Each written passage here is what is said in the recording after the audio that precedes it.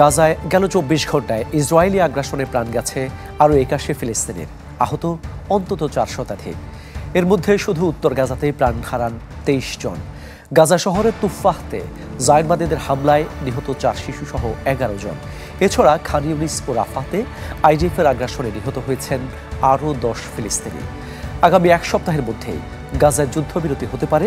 মার্কিন president Donald ট্রাম্পের এমন মন্তব্যের একদিন পরেই উপত্যকায় হামলার জোর বাড়িয়েছে জায়নবাদী সেনারা।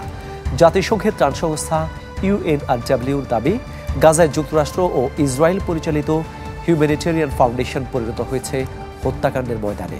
১.৫ বছরের বেশি সময় ধরে চলা যুদ্ধে এ পর্যন্ত নিহত হয়েছেন ৫৬,৪১২ জন ফিলিস্তিনি।